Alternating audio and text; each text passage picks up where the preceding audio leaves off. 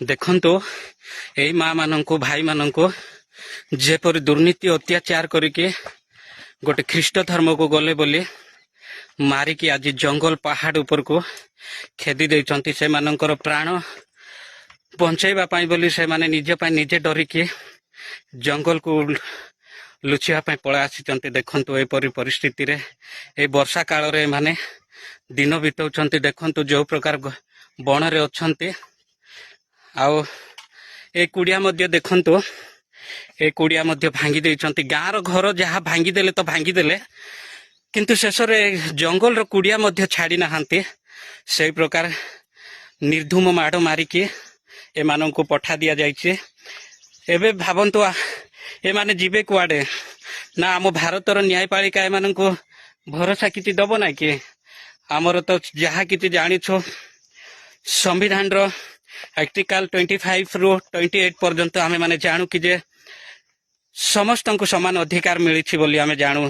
ହେଲେ ଏହିପରି ଦୁର୍ନୀତି କାହିଁକି ହେଉଛି?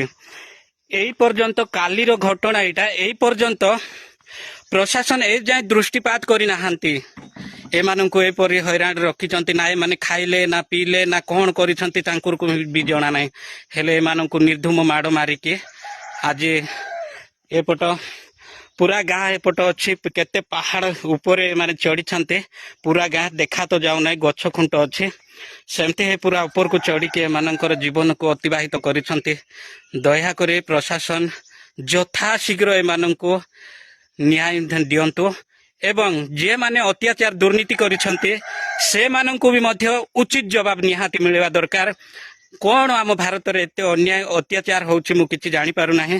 ଏଇଟା କଣ ପ୍ରଶାସନ ଶୋଇପଡିଛନ୍ତି ନା କଣ ଏ ଯାଏ ଜାଣିନାହାନ୍ତି? କାଲିର ଘଟଣା, କାଲି ରାତିରେ ଯୋଉ ପ୍ରକାର ନିର୍ଧୁମ ମାଡ଼ ମାରିକି ପଠେଇଛନ୍ତି ବୋଲିକି ଆମେ ଶୁଣୁଛୁ।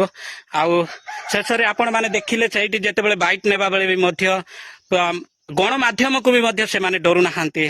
ଦୟାକରି ଏମାନଙ୍କୁ କାର୍ଯ୍ୟାନୁଷ୍ଠାନ ଗ୍ରହଣ କରାଯାଉ।